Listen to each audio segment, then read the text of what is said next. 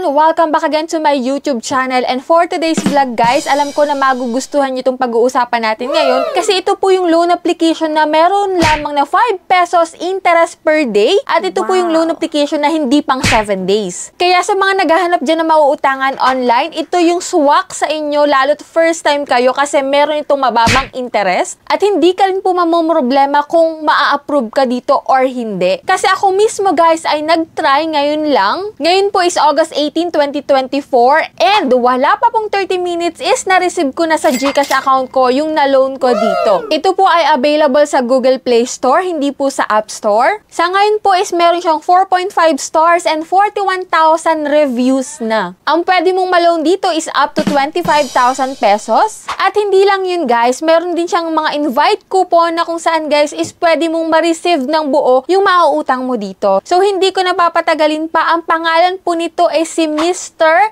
Cash. Alam ko na marami ng old borrower dito kay Mr. Cash, pero for sake po ng mga bago pa lang dyan maglo-loan, ako panoorin mo tong video na to kasi dito, sasabihin ko sa iyo kung magkano yung pwede mong mautang dito kay Mr. Cash bilang first timer at magkano yung mga interest na ibabawas sa kanya. At ibibigay ko rin dito yung tips kung paano mo siya buong marireceive. Pero bago yun guys, dahil Monday po ngayon, eto na po yung 5 lucky winners natin. If ever man na gusto mong sumali sa aking pa-GCash giveaway, ang gagawin mo lang is magsusubscribe ka sa aking YouTube channel. Ilalike mo tong video na to at mag-iiwan ka ng comment dyan sa comment section. And every Monday po, nag-announce po tayo ng 5 lucky winners natin. And every last Monday naman, may isang mananalo ng ating pa-cellphone giveaway, which is pwede mo po itong i-convert into cash kapag ayaw mo po ng cellphone. So, ganun lang guys, kadali yung ating mechanics. Kung interesado ka naman na mag-loan dito kay Mr. Cash, stay tuned and keep on watching.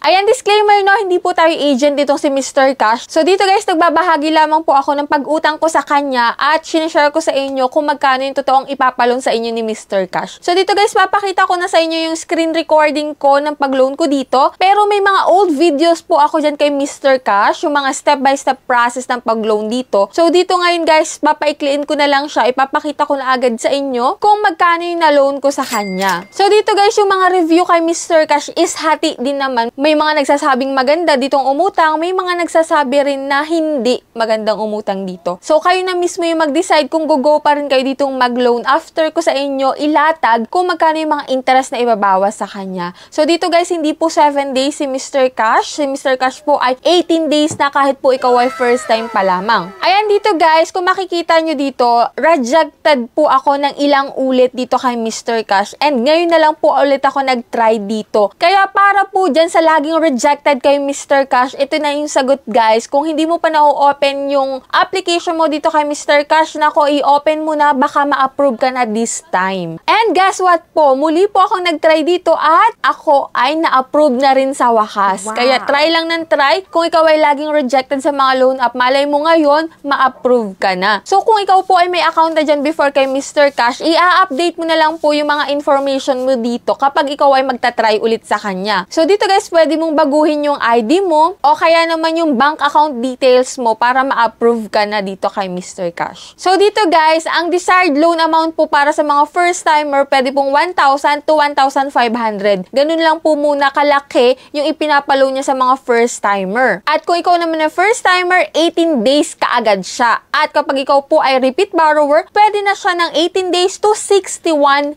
days. O diba? Mahaba-haba ang bayaran ito kay Mr. Cash. And dito nga no, sa 18 days po, 90 pesos lang po yung service fee niya na ibabawas. Which is 5 pesos lang per day yon kung kwekwentahin mo ha. So dito guys, sa 1,000 pesos po, 910 po yung iyong marireceive. Kasi yung 90 pesos na service fee is ibabawas na po dun sa 1,000. And after nun guys, itong 1,500 naman, 18 days din siya. And ang kanya pong service fee is 9%, which is 135 pesos po. Pumapatak na 7.5% po per day yung interest dito kay Mr. Cash sa 18 days. And ito nga guys, sa 1,500, ang marireceive ko po is 1,365. At ito nga guys, wala pa pong 30 minutes na receive ko na sa aking GCash account. Nag-confirm na pumasok na nga sa aking account itong na-loan ko dito dito kay Mr. Cash. So sabi ko nga sa inyo guys kanina, ilang ulit din ako nag-try dito, 3 beses po ako na-reject kay Mr. Cash. And sa pang-apat po na pag-try ko dito, talaga pong na-approve ako at napakabilis niyang mag-approve. So dito guys, hindi naman lahat is maganda yung nasasabi dito kay Mr. Cash. Hindi lahat po ay okay na experience nila. So dito guys, iba-iba tayo ng opinion and ito po yung akin. Sabi ko nga sa inyo guys, do your own research and kayo na rin po talaga yung kumilates sa mga loan application na a-applyan nyo. Dahil as a vlogger po, hindi po namin hawak yung pag-iisip ninyo na hindi porket